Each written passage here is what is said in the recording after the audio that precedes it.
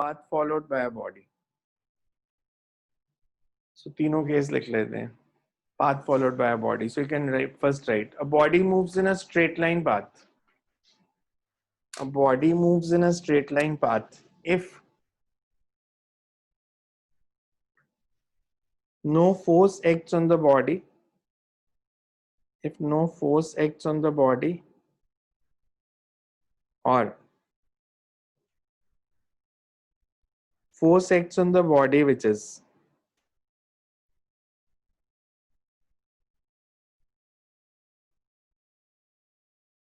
a force acts on the body which is collinear with the velocity. Force acts on the body which is collinear with. Force acts on the body which is collinear with.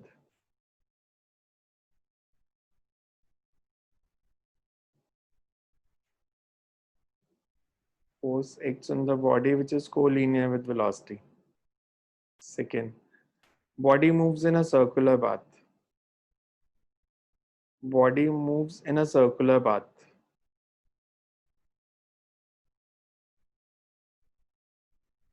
Body moves in a circular path.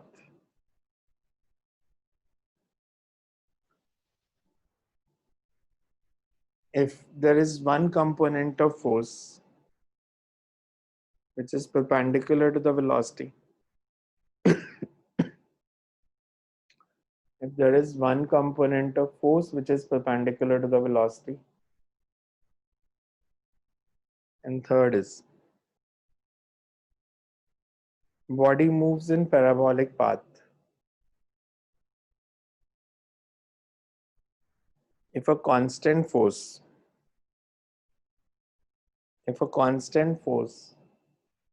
acts on the body, if a constant force acts on the body, and that force should never be collinear with velocity, because collinear होगी तो straight line path हो जाएगा, and this force should never be collinear with velocity. This force should never be collinear with velocity.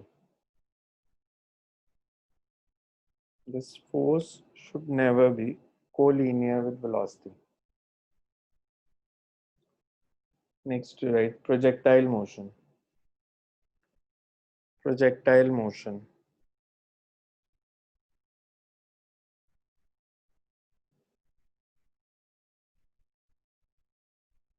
A body which is given some initial velocity. Body which is given some initial velocity and then allowed to move under.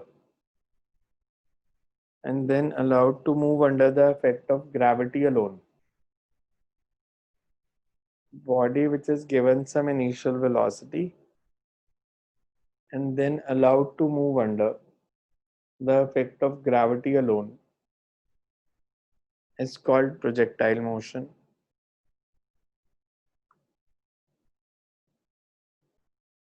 Path followed by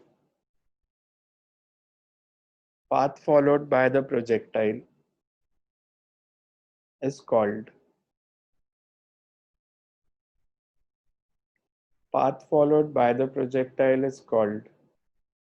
its trajectory.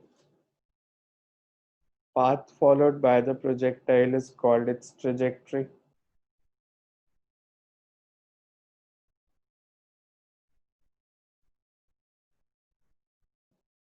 Projectile motion is two-dimensional motion. Projectile motion is a two-dimensional motion and can be solved as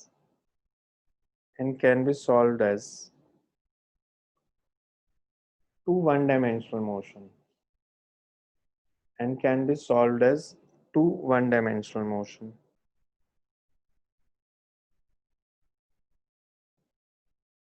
हम कह रहे हैं body is moving under the effect of gravity alone. Gravity किस direction में act करेगी, horizontal vertical? Vertical. मतलब horizontal direction में कोई फोर्स नहीं लग रही। प्रोजेक्टाइल मोशन में ये इंपॉर्टेंट रहेगा, हॉरिजॉन्टल डायरेक्शन में कोई फोर्स नहीं है। हॉरिजॉन्टल डायरेक्शन में कोई फोर्स नहीं है, इसका मतलब यह है कि हॉरिजॉन्टल वेलोसिटी चेंज नहीं करेगी। ऑब्लिक प्रोजेक्टाइल हो, हॉरिजॉन्टल प्रोजेक्टाइल हो, कोई भी प्रोजेक्टाइल हो, because body is moving under the effect of gravity alone, which is acting in vertical direction.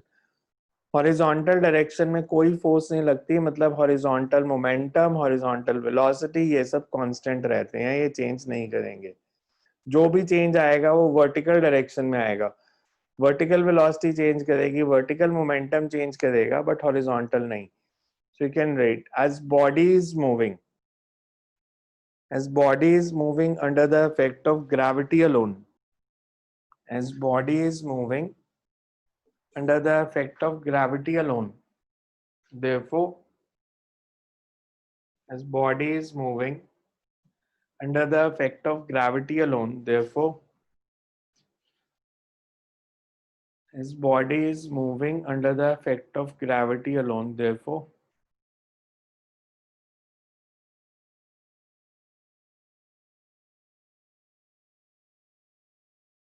no force acts in horizontal direction, no force acts in horizontal direction,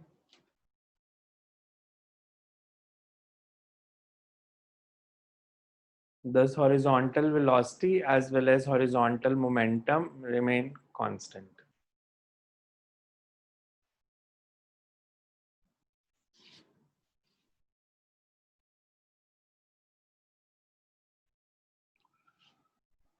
So I'm starting with the important part सबसे पहले। Final exams तक ये question आपको paper में आते रहेंगे जो आज करेंगे।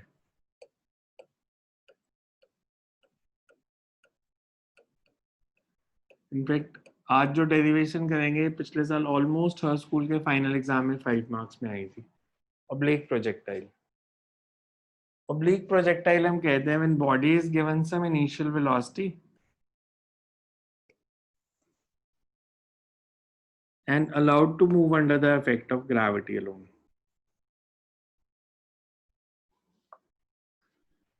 मैंने एक बॉडी को इनिशियल वेलोसिटी दी और फिर उसके बाद उस पर सिर्फ ग्रेविटी लग रही है।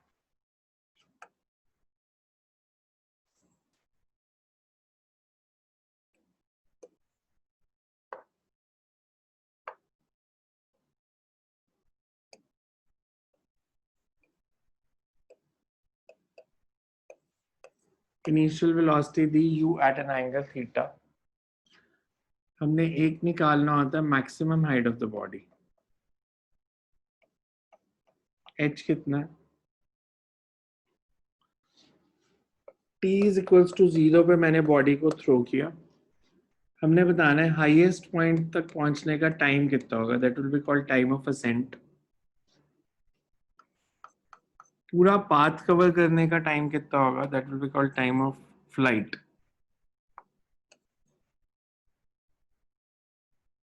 मतलब इसको अगर मैं लेता हूं से पॉइंट ओ, ये पॉइंट ए, ये बी, तो हमने ओ से बी तक का टाइम निकालना है, that is time of flight. हमने एच की वैल्यू निकालनी है, हॉरिजॉन्टली कितनी दूर बॉडी फॉल की, that is called horizontal range. Range की वैल्यू निकालनी है और एक इक्वेशन ऑफ ट्रेजेक्ट्री निकालनी है। मतलब किसी पॉइंट पे अगर बॉडी मान लो इधर पहुंची है, इस पॉइंट के कोऑर्डिनेट्स है x y, where x is horizontal distance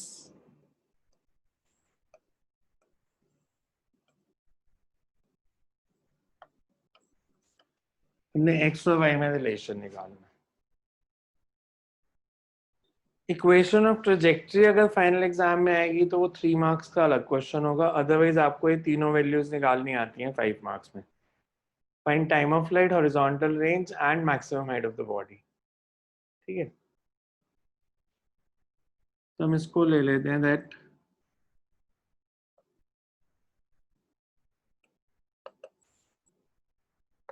हमने बॉडी को थ्रो किया with velocity u at an angle theta. इस वेलोसिटी के दो कंपोनेंट्स बनेंगे,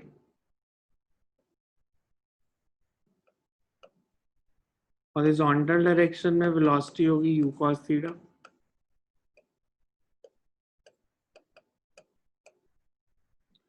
पूरे पाथ में जो ग्रेविटी लग रही है दैट इज g डाउनवर्ड्स। मैंने वेलोसिटी u दी थी, हॉरिजॉन्टल डायरेक्शन में u cos थीटा, वर्टिकल में u sin थीटा। यहाँ पे वेलोसिटी कितनी होगी हाईएस्ट पॉइंट पे? 0।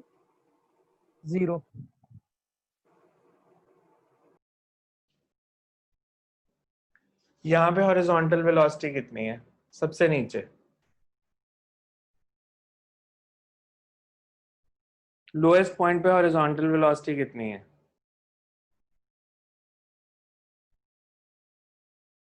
लोएस्ट पॉइंट पे हॉरिजॉन्टल वेलोसिटी कितनी है? u cos u cos theta. और मैंने कहा था कभी बदलेगी नहीं, अभी लिखाया है मैंने कि हॉरिजॉन्टल वेलोसिटी कभी नहीं बदलने वाली। मैं इस पूरे पाथ में आपसे कहीं पे भी पूछूं कि हॉरिजॉन्टल वेलोसिटी कितनी है, तो हॉरिजॉन्टल वेलोसिटी तो हर जगह u cos थीटा है ही है, और उसके अलावा कोई वेलोसिटी है तो वो बात अलग है, तो हर जगह पे ये वेलोसिटी तो सेम ही है, ये तो बदलनी नहीं। वर्टिकल वेलोसिटी जो है ये कम होती जाएगी, यहाँ पे u sin थीटा, यहाँ पे कम, यहाँ पे कम, यहाँ पे कम, और यहाँ पे आके 0। फिर नीचे आना शुरू होगी तो ये बढ़नी शुरू हो जाएगी, और यहाँ पे आके दोबारा से u sin थीटा हो जाएगी। और पूरे पाथ में आपसे कहीं पे भी हॉरिजॉन्टल वेलोसिटी पूछेंगे तो that will be u cos theta at all the points. Horizontal velocity हर जगह पे सेम। वर्टिकल वेलोसिटी कम या बढ़ होती है बिकॉज फोर्स वर्टिकल डायरेक्शन में लग रही है, हॉरिजॉन्टल डायरेक्शन में तो फोर्स ही नहीं लग रही। फोर्स नहीं लग रही तो वो वेलोसिटी कैसे बदल सकती है? आपने जो पढ़ा था 9th या 10th क्लास में, हाईएस्ट पॉइंट पे वेलोसिटी 0 होती है, वो तब होती है जब बॉल को वर्टिकली ऊपर फेंके, ऐसे सीधा ऊपर फेंका। सीधा ऊपर फेंका तो थीटा कितना है? अगर मैंने सीधा ऊपर फेंका तो 90। तो u cos 90 कितना होगा? 0। वो हाईएस्ट पॉइंट पे 0 है, क्योंकि u cos 90 0 है। और हाईएस्ट पॉइंट का जो जनरल फॉर्मूला होगा that is u cos theta. अब इसको अलग अलग सॉल्व करना है। अगर मेरे को हाइट निकालनी है या टाइम निकालना है ऐसे a तक पहुंचने का, o से a तक पहुंचने का टाइम निकालना है, तो मैं हॉरिजॉन्टल डायरेक्शन कंसीडर करूं या वर्टिकल कंसीडर करूं? o से a तक जाने का टाइम निकालना है। Horizontal horizontal. कंसीडर करने का तो कोई फायदा नहीं है, बिकॉज हॉरिजॉन्टल वेलोसिटी तो चेंज ही नहीं कर रही। वर्टिकल लेते हैं। इनिशियल वर्टिकल वेलोसिटी कितनी है o पे? u sin theta. Highest point पे 0। एक्सेलरेशन कितनी है? g g या माइनस जी? एक्सेलरेशन को क्या लूं, g लूं या माइनस जी लूं? -g। डाउनवर्ड डायरेक्शन है तो मैंने इसको u sin थीटा लिया था, मतलब मैंने अपवर्ड डायरेक्शन को पॉजिटिव लिया, तो ग्रेविटी डाउनवर्ड डायरेक्शन में लग रही है, उसे नेगेटिव लेना पड़ेगा। तो initial velocity u sin theta, final velocity 0, acceleration is -g। v is equal to u plus at लगाएंगे तो t की वैल्यू आ जाएगी। और अगर मैं v square minus u square is equal to 2s लगाऊंगा तो h की वैल्यू आ जाएगी। अगर मेरे को ये वर्टिकल डिस्टेंस निकालना है कितना है, तो मैं वर्टिकल डायरेक्शन में फॉर्मूला लगा सकता हूँ v square minus u square is equal to 2s। जब आपको रेंज निकालनी है तब आपको हॉरिजॉन्टल डायरेक्शन चाहिए, बिकॉज ये हॉरिजॉन्टल डिस्टेंस है। सो पहले oblique projectile heading डाल लो, ये एक definition लिखो, फिर ये diagram बनाओ. First write oblique projectile. A body which is given oblique projectile.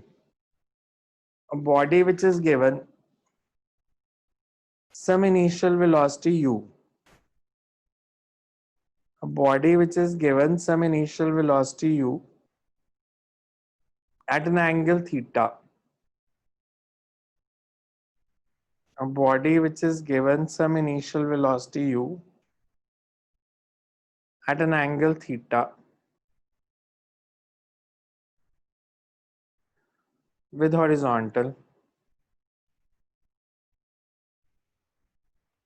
and moving under the effect of gravity. And moving under the effect of gravity is called horizontal projectile.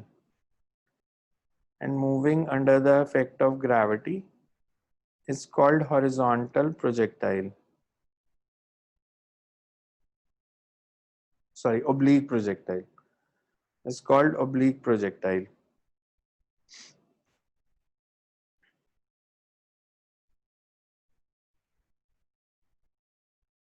ये diagram बनाओ, फिर लिखते हैं इसके आगे. Diagram draw कर लो पहले. इसको मैं थोड़ा श्रिंक कर दूंगा, एक बार ड्रॉ कर लोगे तो.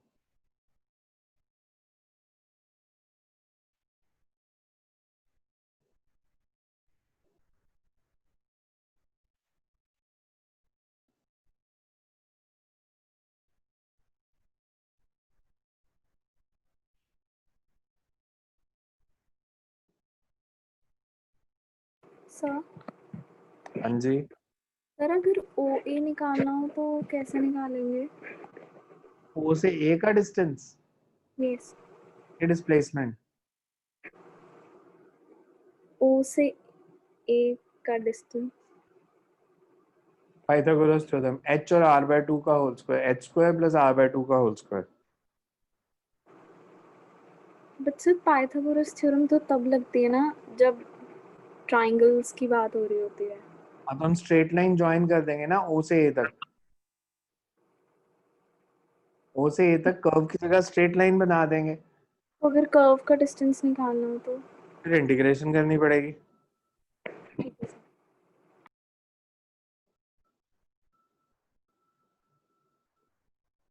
So you can write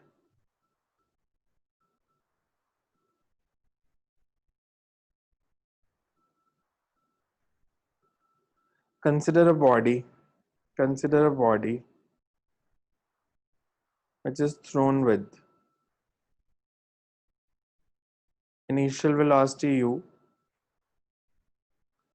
Consider a body which is thrown with initial velocity u at an angle theta. At an angle theta.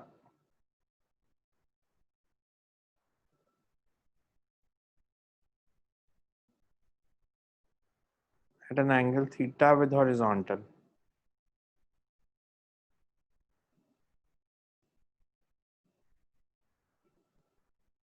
Making components of u. Making components of u.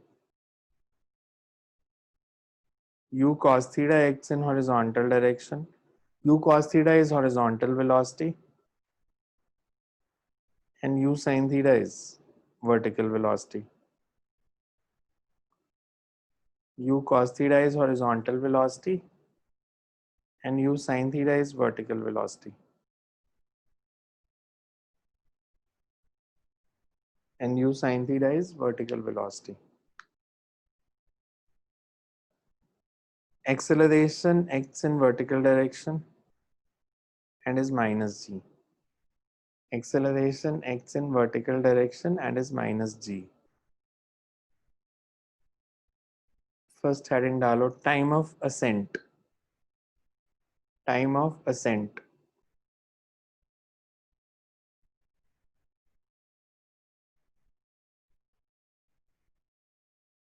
Time taken by the body to move from point of projection to maximum height. Time taken by the body to move from point of projection to maximum height is called time of ascent.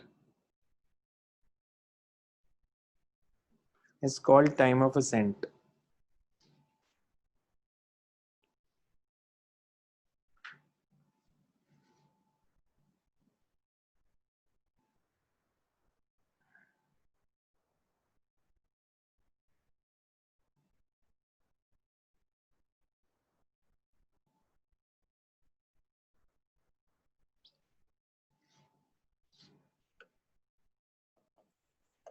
Consider vertical direction.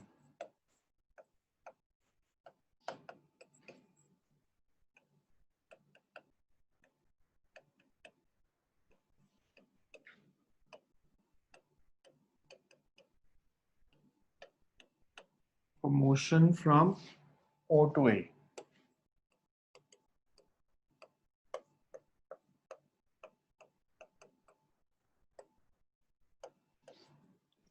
Initial velocity कितनी vertical direction में? U sin theta.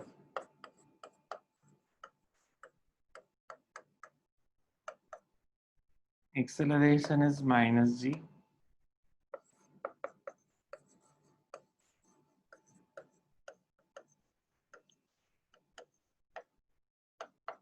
Final velocity at A is 0.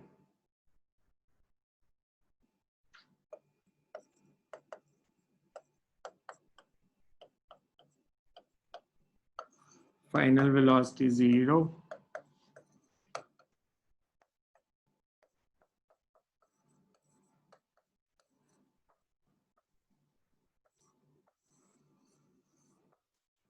ऊपर जाने का time u sin theta है जी.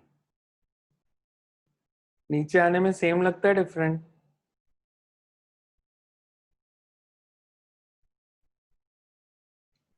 Same. Same. तो total time कितना हो जाएगा? 2 टाइम. इसका ट्वाइस. इस time of descent is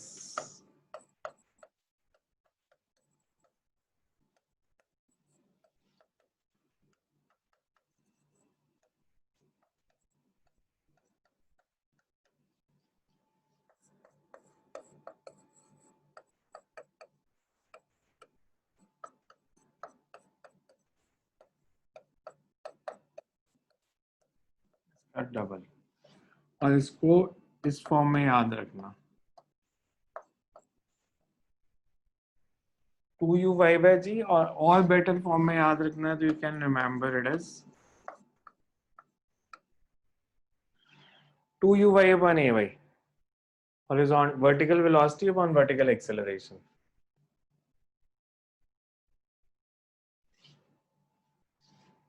Next to write maximum height. Maximum height. It is the maximum vertical displacement. It is the maximum vertical displacement along the path of projectile. It is the maximum vertical displacement along the path of projectile.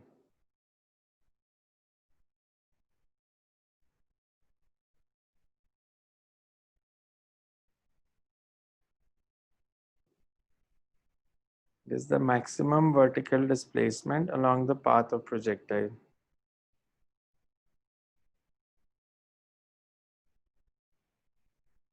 It is denoted by h.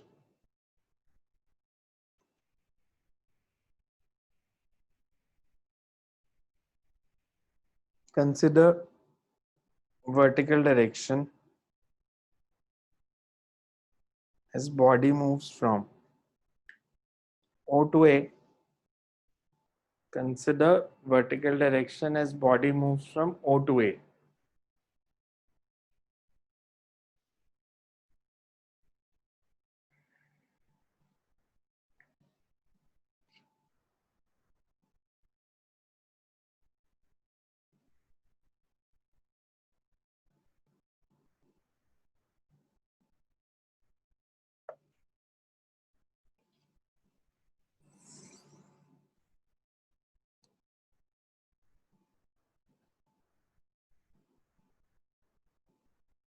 O से हम ले रहे हैं same condition, initial velocity 0, acceleration minus g, and we said displacement is h.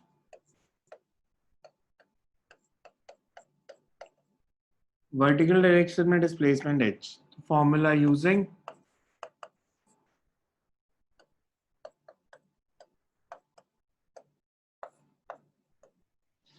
final velocity is 0.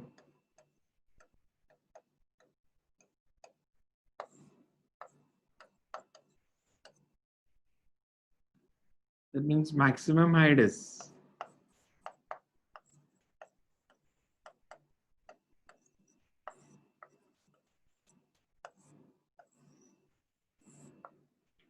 of this can be written as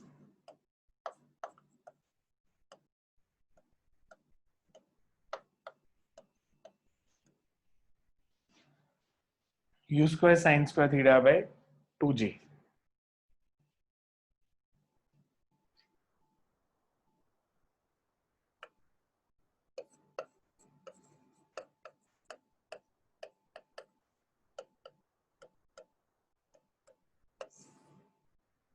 Horizontal range. Horizontal range मतलब जो diagram से are से represent की थी, ये डिस्टेंस निकालना है. अगर मैं आपसे पूछूं ओ से बी तक जाने का टाइम कितना है, ओ से बी तक जाने का टाइम इस पॉइंट से यहां तक कितना टाइम लगा? अभी तो लिखा है ओ से बी तक जाने का time 2u sin theta by G. अगर मैं हॉरिजॉन्टल डायरेक्शन लूं तो इनिशियल वेलोसिटी कितनी है? Horizontal u cos theta. Acceleration कितनी है? एक्सेलरेशन कितनी है?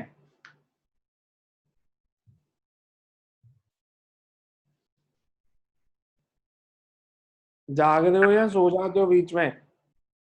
हॉरिजॉन्टल डायरेक्शन में एक्सेलरेशन कितनी है? है नहीं 0. टाइम कितना लगा ओ से बी जाने का? 2u sin थीटा बाय जी. तो अगर a 0 है तो मैं लिख सकता हूँ s is equal to ut, because formula होता है ut plus half at square. a 0 है तो मतलब s is equal to ut. हमें वेलोसिटी भी पता है, टाइम भी पता है, तो आप हॉरिजॉन्टल डिस्टेंस निकाल सकते हो. So you can write horizontal range. It is the maximum displacement.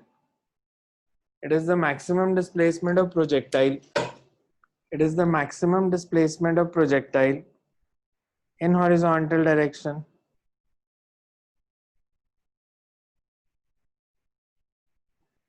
Maximum displacement of projectile in horizontal direction. Consider horizontal direction. Consider horizontal direction.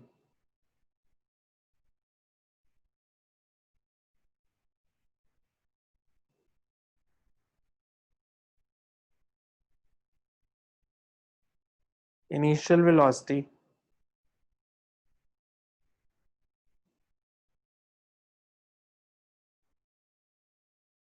Consider initial horizontal direction. Initial velocity is equal to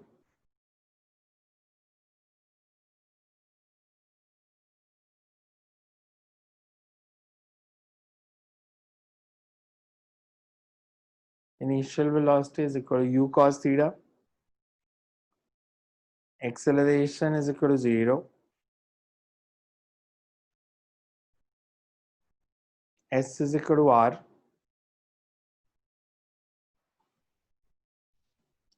And T is equal to 2u sin theta by g.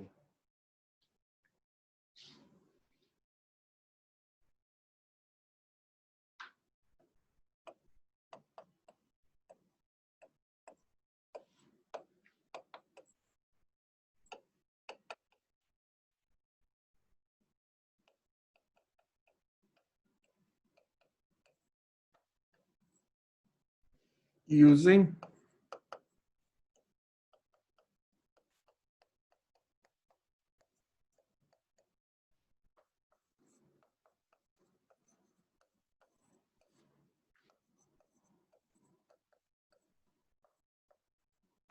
A 0 है तो ये term 0.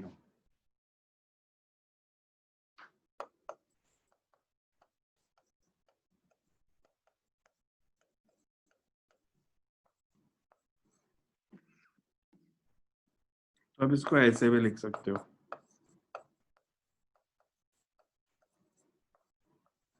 U square sin 2 theta by G. Maths का एक formula use कर रहे हैं. Because Sin 2 sin theta. theta is 2 sin theta cos theta.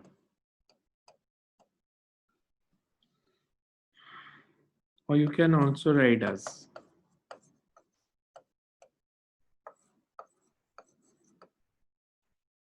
तो normally school में यही फॉर्मूला यूज होगा. U square sin 2 theta by G.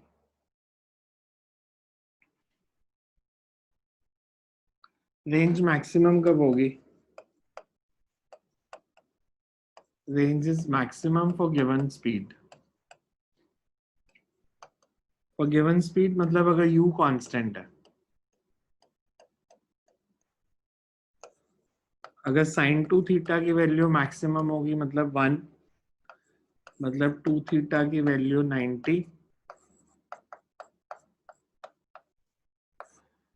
Means अगर आप 45 डिग्री पे थ्रो करोगे तो रेंज मैक्सिमम होगी.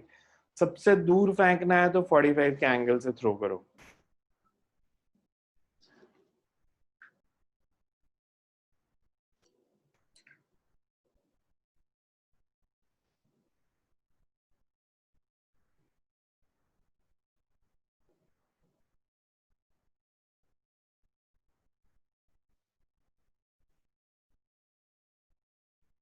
You can write last में. This implies that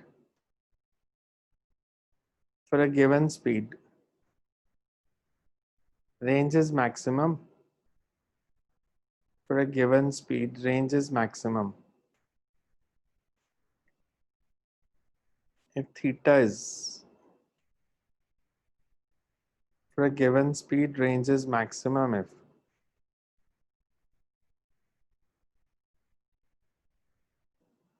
45 degree. If theta is 45 degree.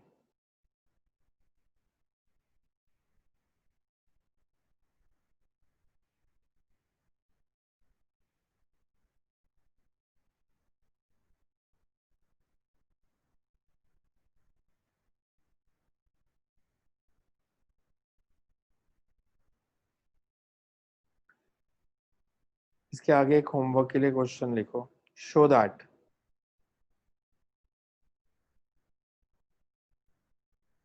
horizontal range is same for.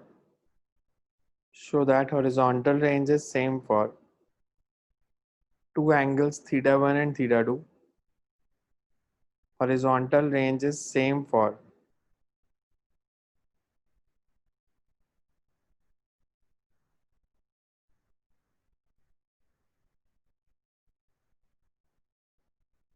horizontal range is same for two angles theta 1 and theta 2 if theta 1 plus theta 2 is 90.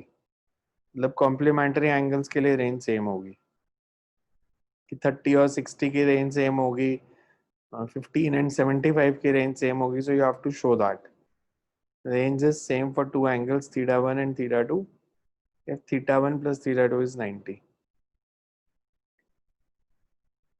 Next you write equation of trajectory. Equation of trajectory. Equation of trajectory.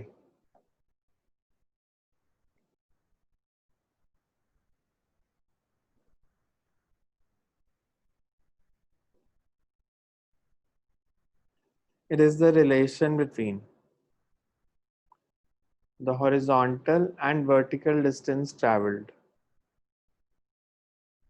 It is the relation between horizontal and vertical distance traveled by the projectile.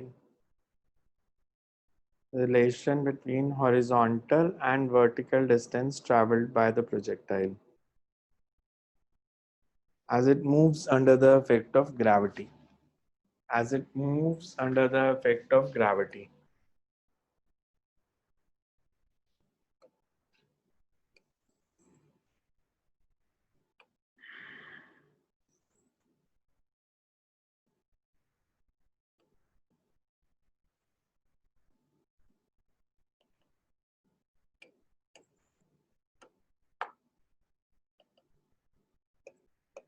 से horizontal distance travel किया x, vertical y, O से P तक।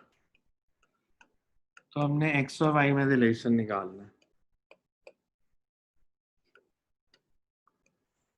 Again velocity के दो components, t is equals to 0 पे throw किया, यहाँ तक पहुंचने में टाइम लगा t। x और y में रिलेशन निकालेंगे। फिर दोबारा ड्रॉ कर लो डायग्राम से, बिकॉज पीछे बहुत कुछ ड्रॉ किया हुआ है, तो इसको अलग से कर लो, बिकॉज ये अलग से आर्टिकल आता है 3 मार्क्स में।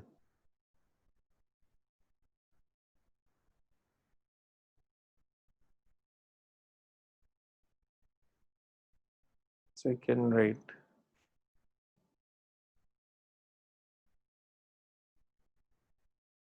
as shown in the figure.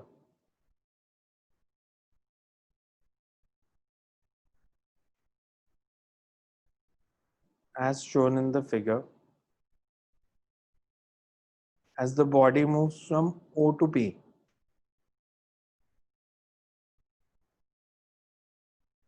the time taken by the body is t.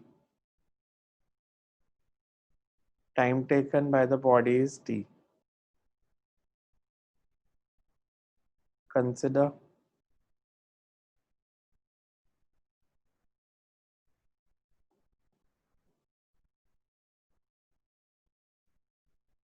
horizontal direction. Consider horizontal direction.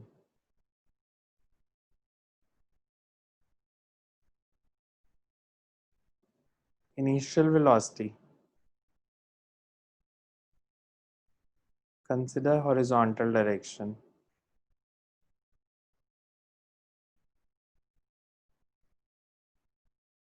Initial velocity.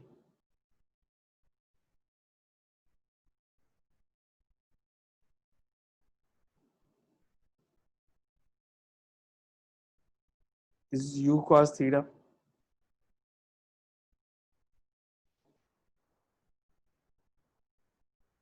Acceleration कितनी horizontal direction में? 0.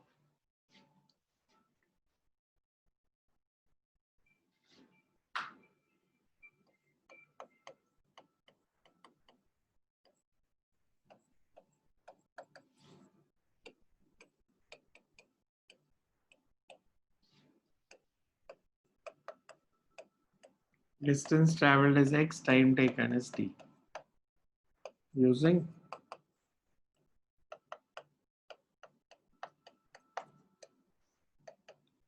so you get x is equals to u cos theta into t, or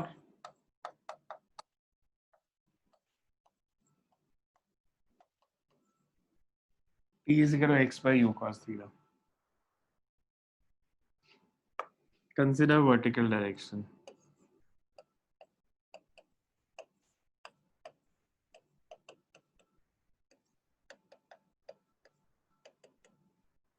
Vertical direction में initial velocity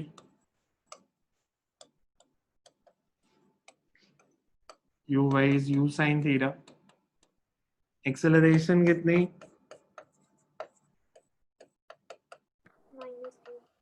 Minus g. S is equals to y. Using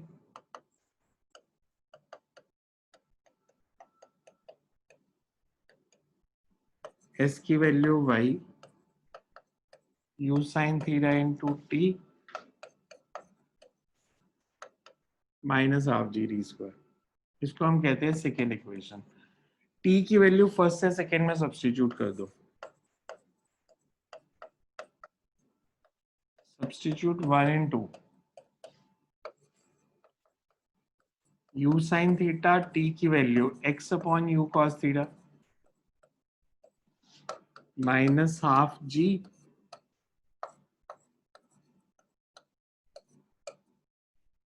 x upon u cos theta का square. u cancel हो जाएगा, ये cancel, तो x tan theta और इधर आएगा minus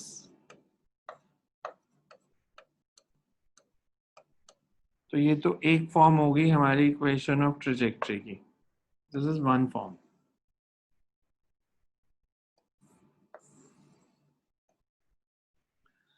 y is equal to x tan theta minus gx square over 2 u square cos square theta.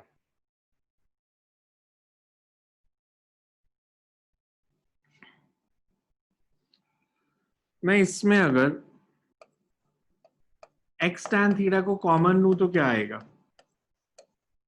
1. Second term क्या बनेगी अगर मैंने x tan थीटा कॉमन लिया तो?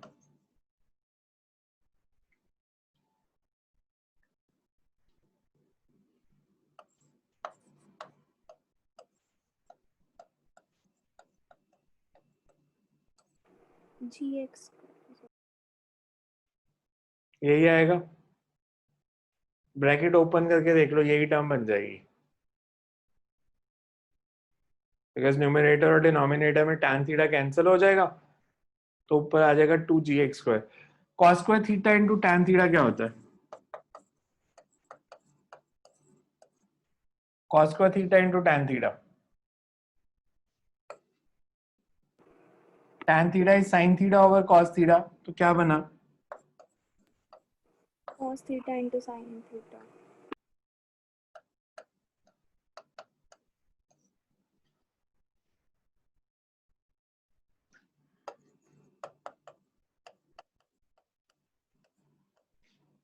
इसको मैं ऐसे लिख सकता हूं,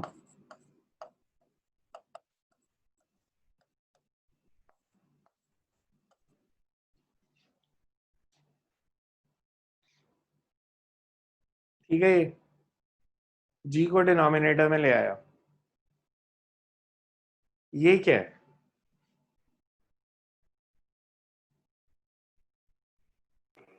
t ये किसकी वैल्यू थी? range sin theta cos theta by g, r की. मतलब दिस इज r, तो y is x tan theta 1 minus x by r.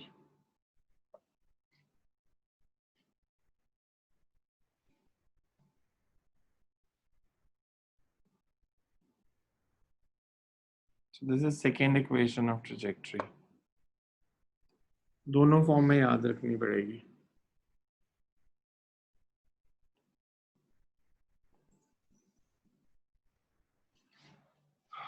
x tan theta 1 minus dx by r, और एक ये ऊपर वाली form x tan theta minus gx square upon 2 u square cos square theta. बाकी maths आप इसको 1 over cos square theta को you can also write as secant square theta. secant square theta. तो मैं इसको ऐसे भी लिख सकता था, मैं लिखना चाहूँ तो x tan theta minus gx square, ऐसे भी लिख सकता हूँ. और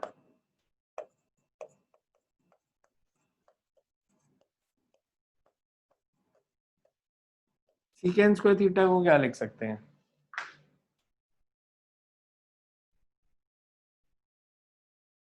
one plus tan square theta.